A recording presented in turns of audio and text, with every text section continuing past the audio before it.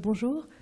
Je vous remercie déjà de l'invitation parce que c'est très intéressant de présenter un petit peu, de parler de biologie du sol devant des professionnels de la filière agricole. Donc, comme on vous l'a dit, je suis Cécile Villeneuve, j'ai été chercheure pendant 20 ans à l'IRD, l'Institut de recherche pour le développement, et depuis 1 an et demi, je suis responsable scientifique de cette jeune entreprise innovante basée à Montpellier, dont l'objet est l'étude de la biologie du sol et qui propose des outils de surveillance de la qualité des sols, des bioindicateurs, et également des analyses phytonématologiques, donc plus ciblées là, sur la protection des cultures et donc le travail vraiment en agriculture. Alors le pointeur. Je vais aller vite sur le début, puisqu'il y a beaucoup de choses dont on a déjà parlé hier, mais c'était important pour moi de rappeler que le sol naissait à partir d'une roche qui se dégradait, et peu à peu la végétation s'installait, le matériau s'altère, la matière organique s'accumule, et le sol s'approfondit, se différencie en horizon. Donc le sol, c'est bien la résultante d'un matériau minéral et d'un matériau organique qui sont entremêlés, et ça met des millions même d'années à se former. C'est une ressource non renouvelable qu'il convient à laquelle il faut s'intéresser et protéger. Donc les fonctions essentielles des sols pour les cultures, bien sûr, support physique, de l'enracinement, qui permet stabilité, accès aux ressources, l'alimentation hydrique, minérale, et le réservoir, l'habitat d'organismes qui soient vivants, bioagresseurs ou bénéfiques. Et on en a déjà parlé hier, mais en plus de ces fonctions liées vraiment à l'agriculture, il y a tous les services écosystémiques rendus par les sols qui sont de différents ordres. Ces services de support, d'approvisionnement, les services culturels et de régulation, qui maintenant, à notre époque, il est important de bien toujours considérer quand on a une action. Donc je ne développe pas, puisqu'on en a parlé hier. On a vu aussi une approche très intéressante de cartographie des sols à l'échelle du territoire national. Alors c'est une démarche extraordinaire, très lourde. On travaille sinon au niveau, l'autre échelle fonctionnelle, c'est le bassin versant. Souvent, on revient directement à la parcelle puisque c'est l'unité de travail. Moi, je voudrais vous parler d'échelles encore plus petites qui vont être la motte, qui vont être l'agrégat et même ce qui se passe à l'intérieur d'un agrégat. Parce qu'en fait, un sol, c'est finalement des vides et des pleins. Les pleins, c'est des agrégats, les vides, c'est la porosité. Et c'est dans cette porosité que circulent l'oxygène et l'eau. Et sans cette circulation d'eau et d'oxygène, la vie est impossible. Donc, il convient de toujours penser à préserver cette porosité. Pour commencer un petit peu avec des données un peu chiffrées, dans un sol, c'est bien sûr très globalisé, très général, dans une prairie, l'horizon superficiel, on considère que 95% de la matière est de la matière minérale et la fraction minérale. 5% est donc la fraction organique. Au sein de cette fraction organique, 5% seulement est la fraction organique vivante, les organismes du sol. Et dans cette proportion encore d'organismes vivants, en général, les 2/3 concernent les micro-organismes et 1/3 la faune du sol, que ce soit la micro, la méso ou la macrofaune. On va voir justement qu'il y a une extrême diversité d'organismes vivants qui habitent dans le sol. Donc on a pas mal entendu parler, on a souvent cité les micro-organismes, bien sûr extrêmement importants, fondamentaux, bactéries, champignons, cyanobactéries. De l'autre côté, on a également parlé de la macrofaune, en particulier les vers de terre, mais vous voyez qu'il y a d'autres organismes qui font partie de la microfaune, de la mésofaune, que je vais un petit peu vous développer. J'ai choisi de vous faire un petit peu comme une visite, c'est pas l'Antarctique, c'est souterrain, c'est les sols. Découvrons ces organismes qui habitent dans les sols. Donc la macrofaune est assez connue finalement, puisqu'on a la chance de pouvoir l'observer, en particulier les insectes quand ils sont épigés, les fourmis, tout le monde sait ce que c'est, diplopodes, chilopodes dans les myriapodes, dans tout ce qui est mille pattes, qu'on observe, des isopodes qui sont des petits crustacés comme les cloportes, des vers de terre pigmentés comme ça, qu'on peut retrouver à la surface, qui sont très vifs, des vers de terre sans pigments. Donc là, des vers de terre qui ne sont pas toujours actifs dans le sol. Il faut savoir qu'ils passent une grande partie de leur vie en léthargie en attendant des conditions favorables. Donc dans cet état, dans des petites logettes. Quand on parle de vers de terre, déjà là, on peut s'intéresser à aller approfondir un peu, puisqu'il y a toute une diversité fonctionnelle dans les vers de terre. On peut distinguer 3 groupes principaux. Les vers de terre épigés, qui vivent à la surface du sol et se nourrissent de litière. Ils vont être essentiellement localisés dans cet horizon de surface. Les vers de terre anéciques, qui sont ces grands vers qui, eux, vont chercher la matière organique en surface pour la consommer et la l'intégrer dans les horizons plus profonds, qui crée vraiment des galeries verticales. Enfin, tout ce que sont les vers de terre endogés, c'est-à-dire qu'ils consomment directement la matière organique. S'ils vivent à la surface et qu'ils consomment la matière organique riche, qui consomment du sol riche en matière organique, on les appelle polyhumiques. Plus on va en profondeur, plus ils consomment des matières organiques pauvres, des sols qui ont plus le sol a une teneur en matière organique faible et ils sont quand même capables de se développer. Donc vous voyez déjà une diversité fonctionnelle dans les vers de terre. Vous voyez ici un réseau de galeries en fait, créé par des vers de terre anéciques. C'est une photographie qui a été faite en scanner. Donc c'est une porosité créée, des structures créées par les organismes vivants, très intéressantes et à conserver ou à créer, faire créer. Donc pour récapituler, la macrofaune, de nombreux groupes, des mollusques, escargots, limaces, les annélides, les vers de terre, beaucoup d'arthropodes, les insectes et surtout des larves d'insectes qu'on va trouver dans le sol, à l'intérieur du sol. Des arachnides, des myriapodes et des crustacés. Ça, je ne vous ai pas tellement surpris, vous avez déjà l'habitude de travailler avec ces organismes. On va s'intéresser maintenant à la mésofaune. Ce sont donc des organismes qui sont encore visibles à l'œil nu, mais vraiment plus difficilement, puisque leur taille est plutôt autour d'1 millimètre. Vous avez les ankhytréides, ce sont des annélides, comme les vers de terre, mais de plus petite taille, qu'on va trouver plus dans les sols forestiers que dans les sols agricoles. Les acariens, des acariens de surface, ce type genre araignées rouges, qui peuvent être bioagresseurs, mais aussi dans le sol, une multitude d'acariens microscopiques. Donc là, à côté, c'est l'échelle, c'est un cheveu. C'est pour un petit peu donner l'ordre de grandeur. Donc vous avez cette très grande diversité d'acariens qui ont des structures en fait beaucoup plus compactes, beaucoup plus trapues que ceux qui vivent dans le sol, puisqu'ils ont des difficultés à se mouvoir dans cet environnement, des pattes courtes. Ils peuvent avoir des pièces buccales très, très acérées, parce que certains vont aller se consommer les filaments mycéliens, les champignons, et donc ingérer leur contenu. D'autres encore de ces acariens sont prédateurs d'autres organismes du sol, comme par exemple cet acarien que l'on voit consommer un ankhytréide. D'autres organismes sont les colamboles, petits organismes sauteurs. Alors on en voit qui sont épigés, donc qui sont à la surface du sol, qu'on observe qui sautent. On peut même en trouver en Antarctique. Ils sautent, ils sont colorés quand ils vivent dans les horizons superficiels, mais plus en profondeur, il y en a également qui se nourrissent de bactéries ou de différentes choses. Et à ce moment-là, ils sont souvent non pigmentés, voire aveugles, puisqu'ils n'ont pas besoin de ces attributs-là. Donc on vient de parler de la mésofaune. Un groupe qui est aussi beaucoup ignoré, c'est la microfaune. Donc il se situe entre les micro-organismes et la mésofaune. Ce sont des organismes qui vont avoir de l'ordre de 100 microns de diamètre, 50-100 microns de diamètre. Donc pour le coup, on ne les voit jamais à l'œil nu.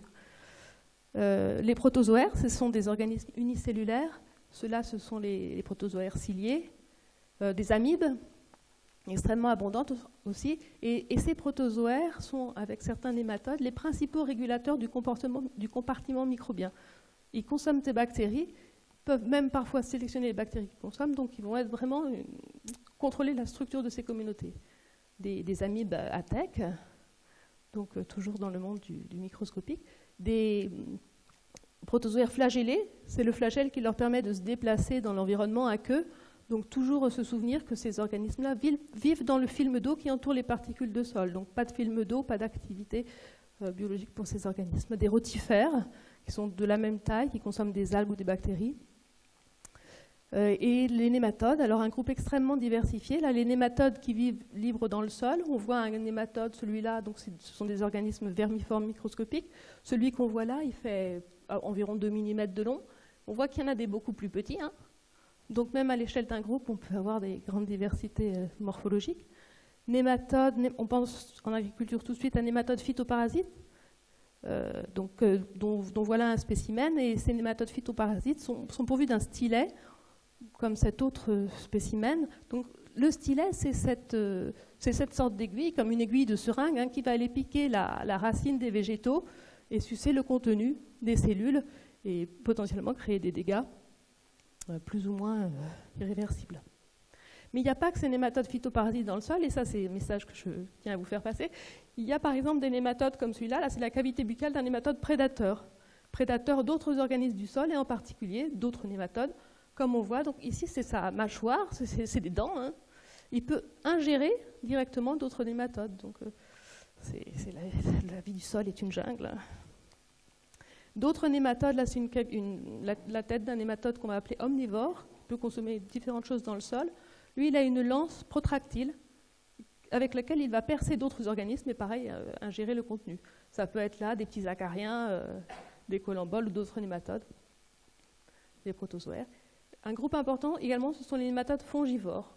Ces nématodes fongivores, comme leur nom l'indique, consomment des champignons. On en voit là un se nourrir sur un filament mycélien.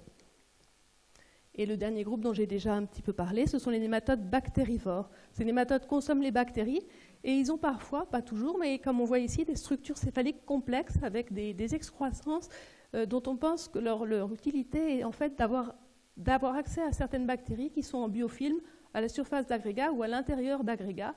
Donc ces différentes adaptations morphologiques en fait leur donnent accès à différentes ressources, différents pools bactériens. Un autre nématode bactérivore, donc ça c'est des photos en microscopie électronique. Encore un autre Plectridés bactérivore. Alors là, je ne peux pas, ça c'est vraiment pour... Vous voyez, il y a aussi des petites bêtes rigolotes dans les salles. Ça s'appelle un tardigrade, qu'on a aussi appelé water bear, l'ours de l'eau. Alors là, c'est plus petit que le millimètre, vous voyez les cheveux. On en connaît à peu près 1000 espèces actuellement. Un œuf de tardigrade. Et ce qui est intéressant pour ces organismes de la microfaune aussi, c'est qu'ils peuvent vivre sous forme... ils ont des formes de résistance vraiment très très poussées. Donc ils peuvent se mettre sous forme anhydrobiotique et rester dans cet état-là pendant plusieurs années jusqu'à ce que les conditions redeviennent favorables. C'est vrai pour les tardigrades, pour les nématodes. Donc voilà, c'est des organismes qui ont des capacités vraiment très fortes. Bien sûr, les micro-organismes, donc là, c'est les bactéries. En fait, les bactéries sont mal connues. On a beaucoup de mal à les caractériser puisqu'il y a une diversité énorme et en plus, une grande majorité ne sont pas cultivables. Donc les méthodes moléculaires nous donnent accès maintenant à leur étude. Pendant un long moment, ça a été réservé. On n'a pu déterminer que les bactéries cultivables, les cyanobactéries, donc qui sont capables de photosynthèse. Vous voyez ici une colonie bactérienne en bleu dans un pore, un macropore. Donc elle a pu se développer grâce à cet habitat. Souvent l'activité microbienne est liée à des hotspots, c'est-à-dire des points chauds où les ressources et les conditions leur sont favorables. La grande majorité des bactéries dans le sol est inactive en fait. Elle n'est pas en train de fonctionner, elle attend des conditions qui vont être favorables. Et ces conditions peuvent arriver soit par l'apport de ressources, mais aussi la faune du sol elle-même est un grand régulateur de cette activité microbienne. Donc là, des bactéries sur un champignon, sur un if. Voilà les fameux champignons, le développement des mycéliums. Donc un réseau extrêmement enchevêtré, très compliqué à mesurer d'ailleurs. On n'est pas très, très fort pour mesurer les champignons dans le sol. Encore une fois, pour vous montrer la complexité, il y a des champignons nématophages.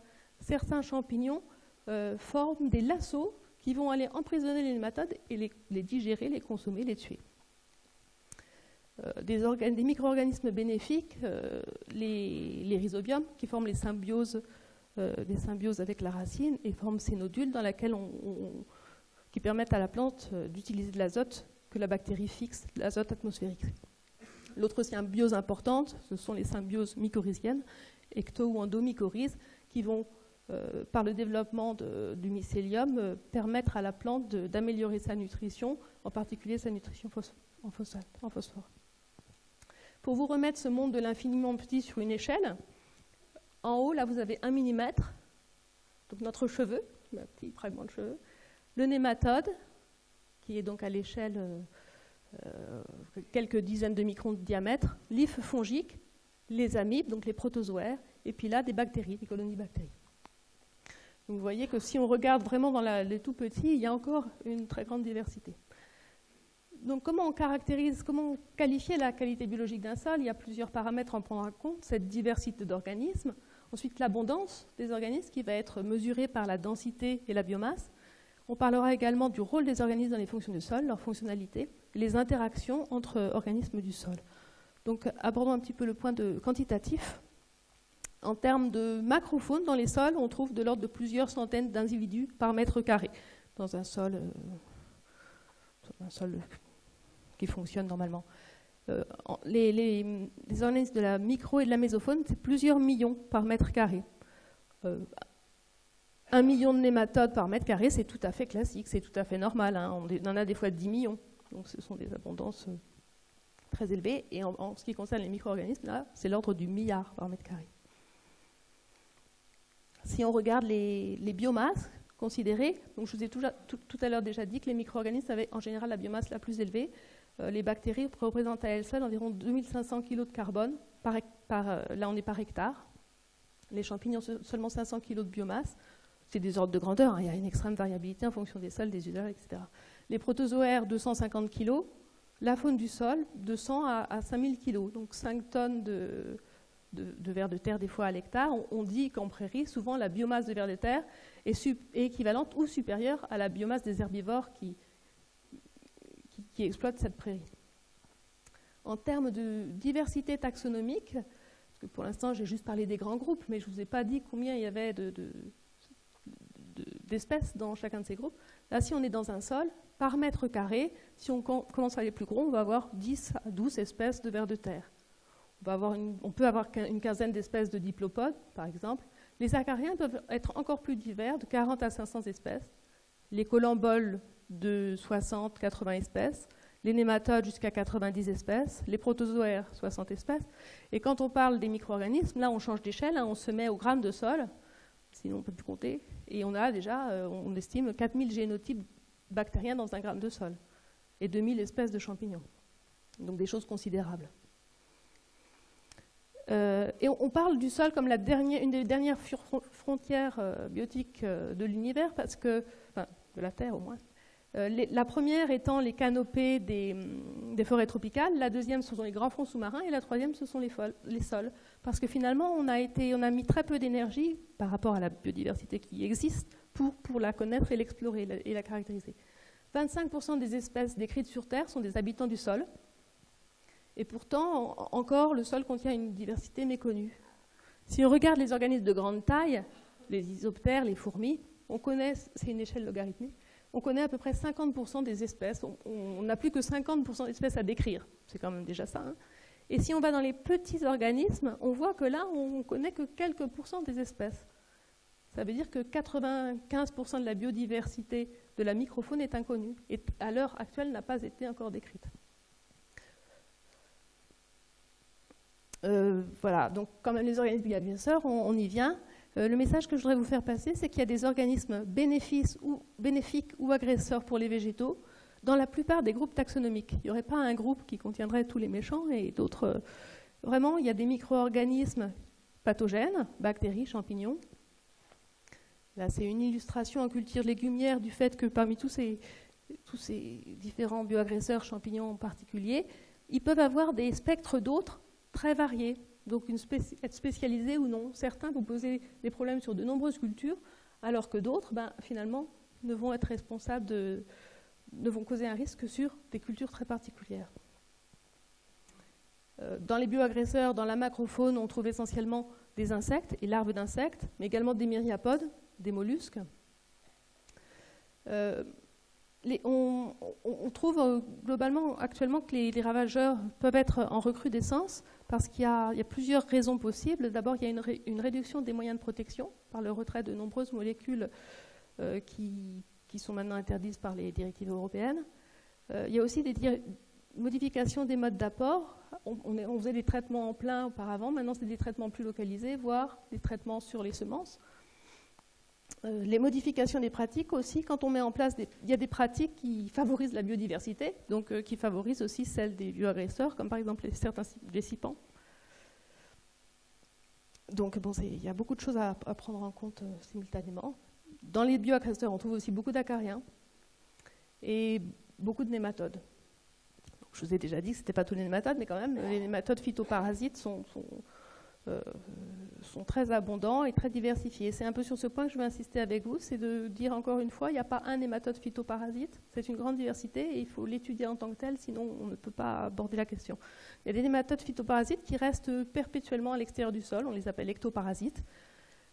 Donc ils complètent leur cycle à l'extérieur de la racine, ils ne vont que piquer la racine de temps en temps. Il y a des racines comme les méloïdogines qui sont des nématodes agales. Là, ils vont avoir une partie de leur cycle à l'intérieur de la racine. Ce sont que les juvéniles vermiformes qui sont dans le sol. Ils trouvent une racine de la plante hôte, ils la pénètrent. À ce moment-là, ils se sédentarisent, ils choisissent une zone favorable, une cellule source qui transforme en cellule nourricière. Et ils exploitent le métabolisme de la plante à leur profit. Ils se développent, se transforment, deviennent adultes, et les femelles produisent des masses d'œufs qui vont se retrouver en périphérie de la racine. Mais avant cela, ils vont avoir créé des structures, vraiment, ils vont avoir transformé la racine pour pouvoir se développer. Ce qu'on appelle des galles. Donc vous voyez là des juvéniles de méloïdogynes en train de pénétrer une racine. Ils se retrouvent après à la racine, ils vont chercher une zone pour s'installer. Et puis une fois qu'ils sont installés, le cycle se produit et il y a la production d'œufs qui vont se retrouver, qui vont éclore. La masse gélatineuse va en fait déverser ses œufs à l'extérieur dans le sol. Donc le cycle se fait dans la racine, mais les œufs sont libérés dans le sol. Et là, c'est un système racinaire de tomates. Donc on voit ces galles qui sont des déformations liées à ce nématode phytoparasite méloïdogyne. D'autres nématodes, les nématodes à kystes comme Globodera, c'est un petit peu le même phénomène. Les juvéniles sont dans le sol, pénètrent la racine, et en fait, à la fin du cycle, la femelle se transforme en un kyste qui est une structure de résistance et qui est en fait une masse d'œufs. Et le kyste va être libéré dans le sol, et en fait, contient des milliers d'œufs parfois. Ce kyste va s'ouvrir, les juvéniles vont éclore seulement lorsque les conditions seront favorables, et en général, ces conditions se réalisent avec des exudats racinaires spécifiques de la plante hôte. Alors ne pas confondre les nématodes, les kystes de nématodes phytoparasites avec les nodules de Rhizobium, puisque c'est deux structures rondes qu'on peut trouver, globulaires, qu'on peut trouver dans les racines. Alors sur le soja comme ça, on a les deux. On peut avoir les deux simultanément.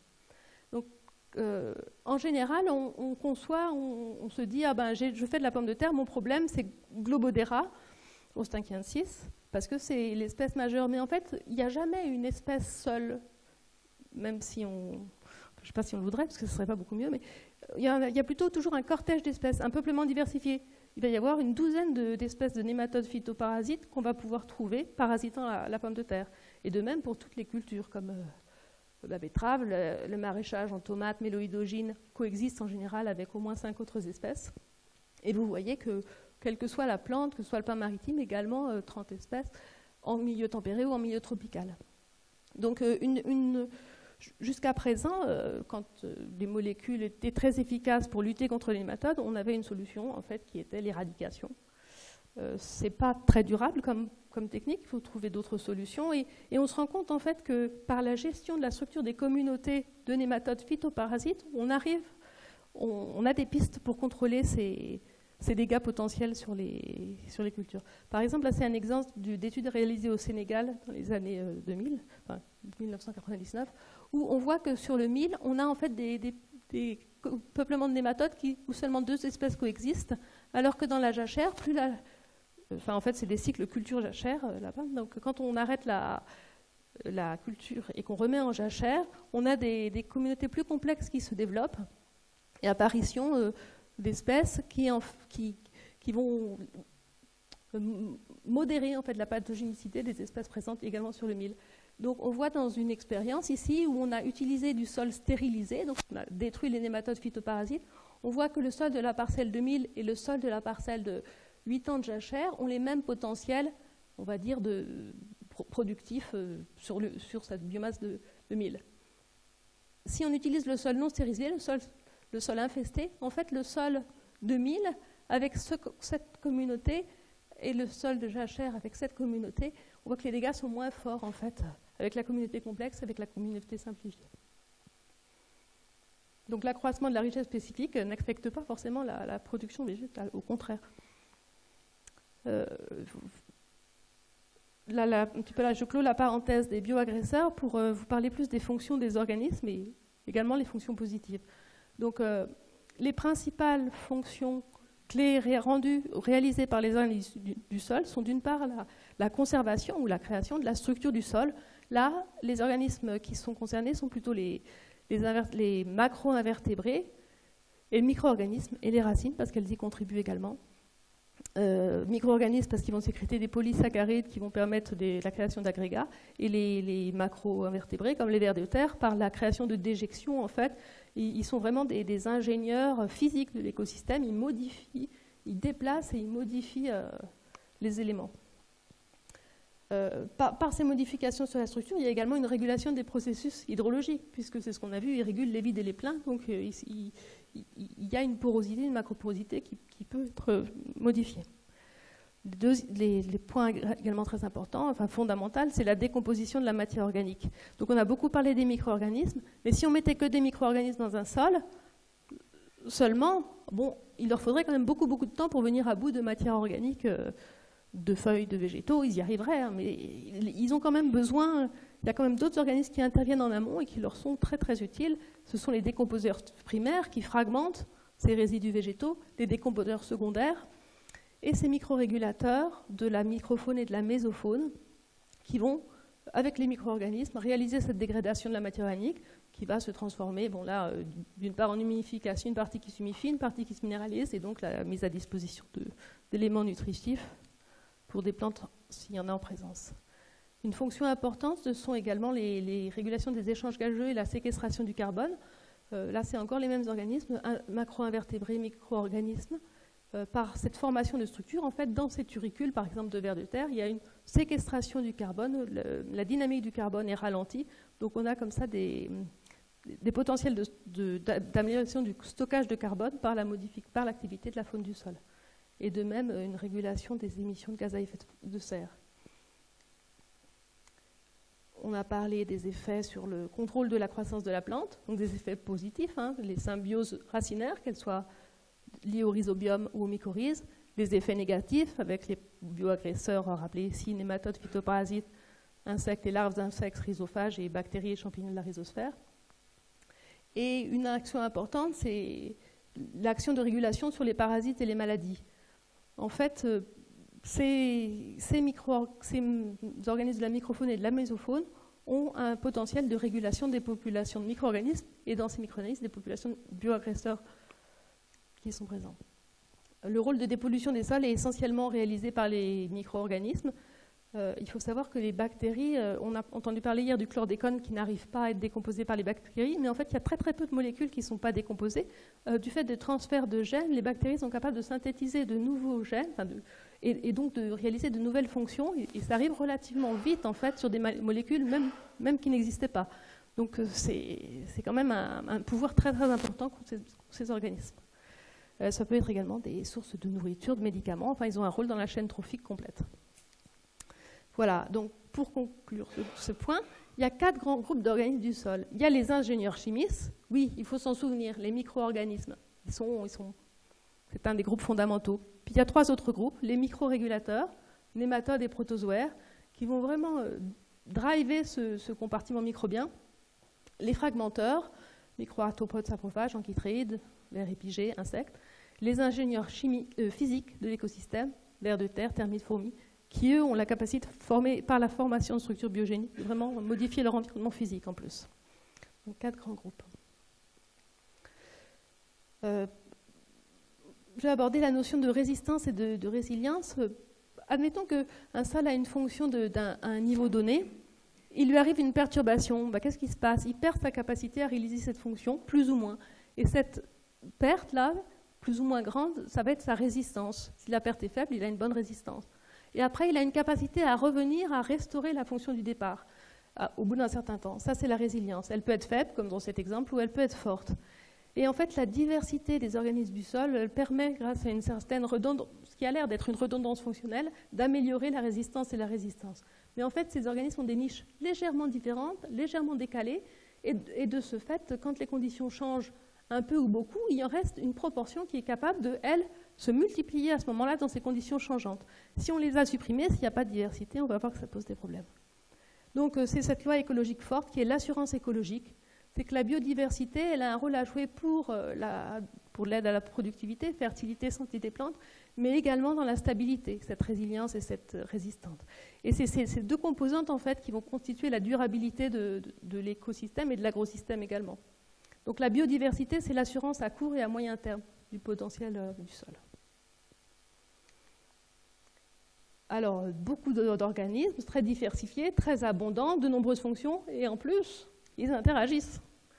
Donc, si on considère ce qui est présent dans le sol, les organismes du sol, on a une grande complexité, une multitude d'organismes.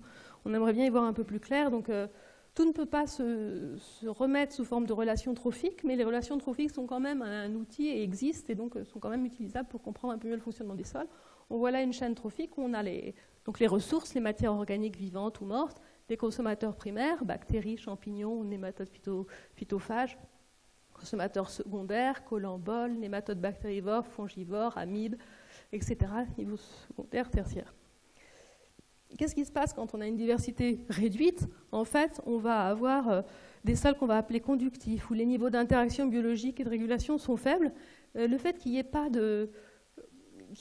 toute la longueur de la chaîne trophique soit pas présente, et bien ça va permettre la prolifération, la pullulation de certains groupes, et souvent des groupes de bioagresseurs. Si on a un sol avec une plus grande diversité, avec tous les niveaux trophiques représentés, on a des sols, des fois qu'on peut appeler suppressifs, qui vont empêcher l'expression de ces éléments pathogènes. Donc plus le réseau trophique est complexe et diversifié, plus il y a développement aussi de faune auxiliaire et d'hyperparasites. Alors c'est là que je fais une petite parenthèse pour vous parler des outils que nous développons, qui sont donc les bioindicateurs de la qualité des sols, qui sont basés sur les communautés de nématodes du sol. En fait, on voit que l'intérêt des nématodes, c'est d'être placés à tous les niveaux de la chaîne trophique. Donc ils vont refléter en fait tout le fonctionnement de ce micro-réseau trophique sans qu'on ait besoin d'aller caractériser et les bactéries, et les champignons, et les colamboles, etc. Comme je l'ai déjà dit, ils sont abondants, ubiquistes, donc 1 million par mètre carré où qu'on soit, sédentaires, tellement petits qu'ils ne peuvent pas se déplacer rapidement. Élément clé du réseau trophique, un point important si on veut que ce soit utilisé, c'est qu'ils sont faciles à étudier. Il suffit de quelques 500 grammes de sol pour faire une étude. Ils sont très sensibles aux perturbations, ils ont une grande diversité fonctionnelle, comme on a vu. Donc en fait, caractériser la nématofaune, ça veut dire mesurer l'abondance des groupes fonctionnels clés de nématodes, également calculer des indices nématologiques qui ont été mis au point, en particulier des indices de maturité et structure, dont je vais parler un petit peu plus tard. Donc en fait, ces paramètres, ce sont des outils dans une boîte à outils pour caractériser le fonctionnement biologique du sol. Comment utiliser ces outils? Alors d'abord, pour dire que ce sont des travaux qui sont bien sûr issus de la recherche, qui ont débuté dans les années 90, plus d'ailleurs ailleurs qu'en France, en Europe et aux États-Unis. C'est maintenant des méthodes normalisées, puisqu'il y a une norme ISO sur le procédé. Qu'est-ce qu'on mesure? On mesure des abondances de nématodes, phytoparasites.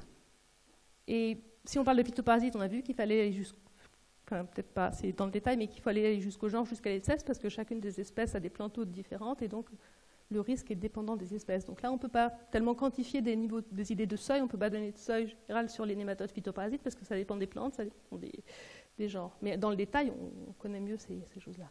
Après, on va s'intéresser à l'abondance des nématodes libres, et cette abondance, en fait, elle reflète le niveau d'activité biologique dans le sol, parce qu'elle est liée à la teneur en matière organique, elle est liée aux perturbations. Donc on peut définir des seuils.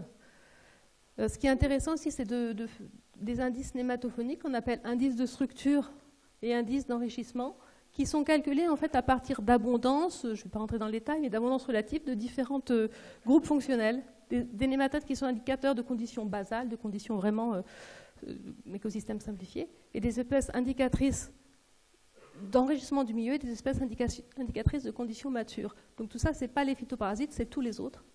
Et donc ça nous permet de faire un diagnostic de ce qu'on appelle la microchaîne trophique du sol. Oups. Alors, suivant. Entrée. Hop. Donc dans ce graphe, en fait, on représente un indice en fonction de l'autre. On peut découper le plan en 4 quadrats qui, grosso modo, caractérisent 4 types de fonctionnement de sol. Là, on va avoir des sols plutôt dégradés, appauvris. Là, des sols perturbés, enrichis en azote.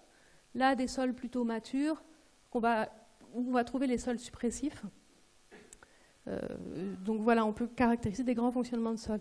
Et en fait, par exemple, là, je vais vous donner quelques exemples d'évolution au cours du temps qu'on peut appeler des trajectoires, pour illustrer un petit peu. Admettons qu'on ait une mise en jachère d'une parcelle qui avait des problèmes, qui est très productive, on la met en jachère. On va avoir une évolution de ce type-là. L'indice d'enrichissement va diminuer un peu et surtout l'indice de structure va augmenter. Le milieu va devenir plus... la diversité biologique va augmenter. C'est théorique, hein. Ça dépend bien sûr d'autres choses.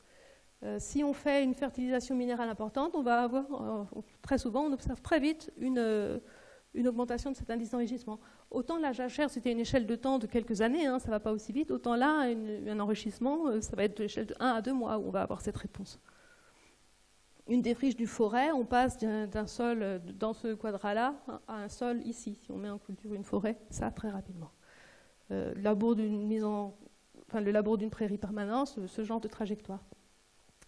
Donc, pour illustrer, je vais juste faire un petit exemple d'une étude qui a été conduite dans le cadre du projet bioindicateur de l'ADEME sur, c'était un verger, des pommiers, donc de la vallée du Rhône. Il y avait 3 modes de conduite qui étaient étudiés.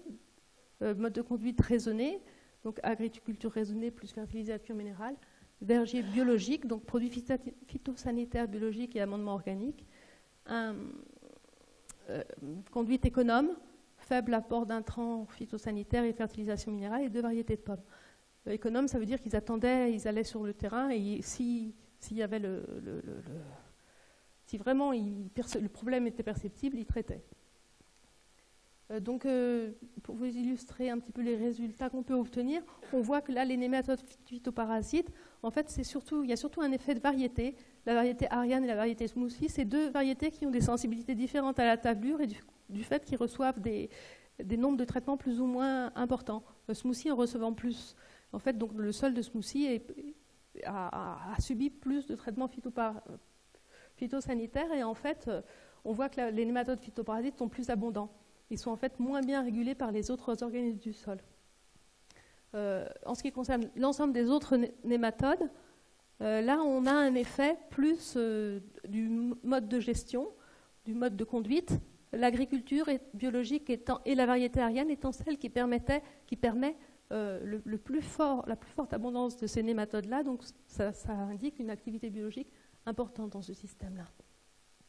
Et si on regarde les 2 indices d'enrichissement et l'indice de structure, donc l'indice d'enrichissement montre que la disponibilité en nutriments au moment de l'échantillonnage était plus importante dans le raisonné. Et l'indice de structure, que finalement la diversité de la communauté biologique et son activité était plus importante dans le système économe. Donc en fait, l'ensemble de ces paramètres nous montrent 3 fonctionnements de sol différents. Il n'y a pas un bon sol, un mauvais sol, ils fonctionnent différemment, ils ont des dynamiques d'éléments nutritifs différents et en fait, du coup, cette étude permet de mieux comprendre les effets des pratiques, les répercussions, les effets directs des pratiques sur le fonctionnement du sol. Quelques exemples donc, pour illustrer la complexité de ces régulations biologiques. Donc le champignon qui consomme le nématode qui consomme le nématode qui consomme des bactéries. Et je ne pouvais pas ne pas vous parler du nématode entomopathogène, parce que c'est un des nématodes, des organismes qui est utilisé en lutte biologique avec succès. Ce sont des nématodes qui vivent en symbiose avec une bactérie et qui sont spécialisés sur certaines larves d'insectes qui se trouvent dans le sol. Donc ils vivent dans le sol à la recherche de l'insecte. Quand ils trouvent l'insecte, ils libèrent la bactérie qui est présente dans une poche à l'intérieur de leur corps. Cette bactérie va, par septicémie, tuer l'insecte, qui se lise, et les nématodes se développent dans le corps de l'insecte qui meurt, et ainsi de suite. Donc ils sont utilisés pour contrôler ces larves d'insectes. Donc vous voyez des modèles très complexes. Et qu'est-ce qui finalement fait tourner le système, fait que le système tourne? C'est cette interaction, c'est l'interaction entre la présence de matière organique et les activités biologiques. Enfin, les activités biologiques ne pourraient pas exister sans porosité, sans eau et sans matière organique. Donc, si on veut gérer des activités biologiques, il faut gérer les matières organiques. Et c'est à partir de là qu'on va pouvoir obtenir tenter d'améliorer et de positiver sur la fertilité chimique des sols, la fertilité biologique, également la qualité physique des sols, puisqu'on a vu le rôle sur la structuration des sols. Bon, la qualité de l'air à une échelle secondaire, mais la qualité de l'eau avec les infiltrations, ce qui va être retenu dans le sol au lieu d'être lessivé ou érodé. Donc, grosse importance de ces relations matière organique-organisme. Et alors, pour finir, une petite... essayer de synthétiser un petit peu ça. C'est-à-dire que donc, le sol, on attend qu'il rende des services, et ces services, en fait, ce sont au départ des fonctions, la micro-régulation, la dépollution, structuration du sol, absorption, adsorption, mobilisation des nutriments, cycle des nutriments, Et en fait, les déterminants pour réaliser ces fonctions sont en grande partie, pas seulement, mais liés aux organismes du sol et à leur activité. Si on stimule ces activités biologiques, on va réaliser une grande partie de ces fonctions. Et donc, on revoit comme déterminant, je ne vais pas vous les détailler puisqu'on en a parlé tout au long de cet exposé, parce qu'il détermine les communautés de bactéries, c'est la microrégulation, c'est les microrégulateurs.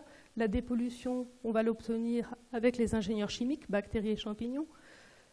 Bon, l'absorption, c'est plus lié à des paramètres physiques, physico-chimiques. La biologie ne remplace pas le substrat, elle le complète. Donc là, c'est plus le complexe absorbant qui va être fondamental. La structuration du sol, les communautés d'ingénieurs de l'écosystème, ingénieurs chimiques ont un grand rôle, etc. Et donc, quels sont les leviers d'action pour gérer un peu ces activités biologiques? Parce que quand on parle, je crois qu'on en parlera plus tard dans la journée, d'intensification écologique de l'agriculture, en fait, c'est favoriser, mettre en place des moyens de faire travailler l'écosystème avec son propre potentiel. Mais quels sont les leviers pour faire ça? Donc, on a parlé de la matière organique, sa quantité, bien sûr, mais sa qualité, c'est un point fondamental. Toutes les matières organiques ne sont pas équivalentes. Les pratiques, là, pour les organismes du sol, le travail du sol, c'est un point fondamental. Le semi-direct favorise certains organismes, évite la disparition, en particulier des organismes de la macrofaune. Les produits phytosanitaires, évidemment, ont un impact direct sur une grande proportion des organismes du sol. On peut aussi agir dans certains cas par l'inoculation de micro-organismes. Le troisième point, c'est les plantes, qui ont aussi le choix des plantes est fondamental.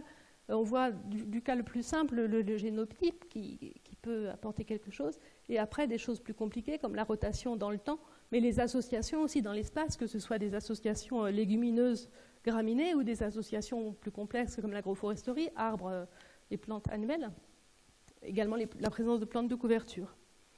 Et sans oublier, pour couronner le tout, parce que ça serait trop simple quand même, que tout ça ne peut se gérer qu'en pensant à la localisation dans le temps et dans l'espace. Voilà. Merci.